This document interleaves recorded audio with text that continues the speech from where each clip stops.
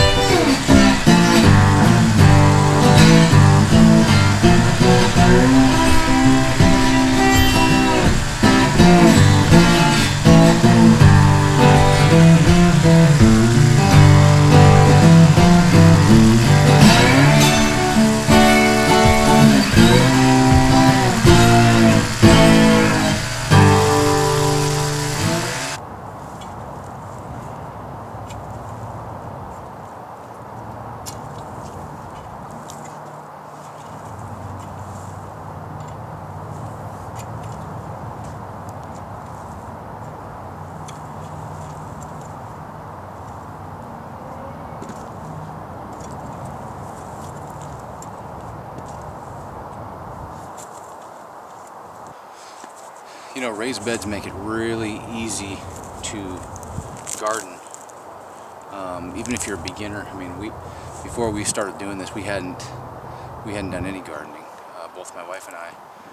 This place that we bought down here, our house, backyard had about 3 of these. It had about 3 raised beds in it. The previous owners put in. Actually, I don't even think the previous owners put it in. They just maintained them. I think they'd been here for probably 15, 20 years. But so the soil was really good.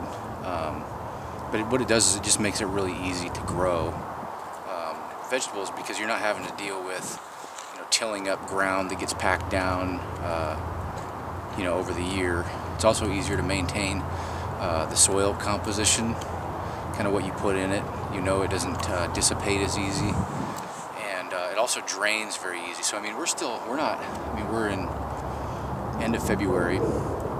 It's not very warm out. I mean, it's been dry for the last 2 days. We might get another day or 2 of it.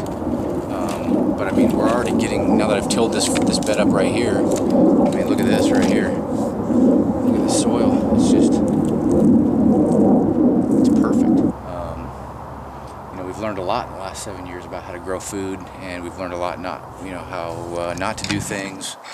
And you know, so you're not going to get everything growing every year. That's the thing.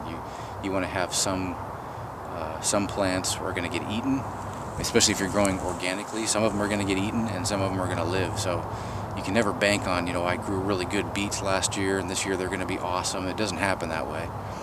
You got to kind of go with the cycle of things. And but you know, if you practice at it and you kind of figure out what works in your area, you can get pretty good at growing food. It's not that hard. You know, things grow. Just keep them watered and keep sun on them, and you know, and there's plenty of books and online resources and everything on how to do that. So you know, we're not experts at it. Might not even, some of this grass and weeds, might not even do a whole lot on it. I hope we do end up doing more than we did last year, but man, you can get some really good food this way, and it just tastes better. I mean, you know, it tastes a lot better. If you can grow some broccoli out here, you know, it's kind of hard to grow because it gets bugs in there, but if you don't mind a little aphids and bugs, hey, it tastes about 10 times better than any kind of stuff you can buy in the store. So that's our motivation for doing it. Plus a little bit of, I guess, self-sufficiency. You know, if you can learn to do a little bit of this stuff yourself, and you don't have to worry so much about what the food market's doing and what the prices of food are doing. You can grow your own and get your own seeds, which is one thing we don't really do much of. I guess you could say we do buy certain things and go to the store because they're available, but you know, the steer manure, a bag of steer manure is like $1.20. So you only need a few of them to do a bed, and you know that's just way easier to deal with than shoveling it and bringing a few bags, 2 or 3 bags per box, and that's it.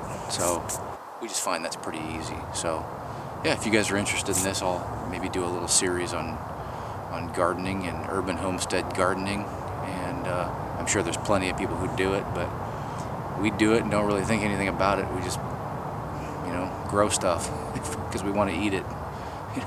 Nothing real scientific, just do it. All right, take it easy.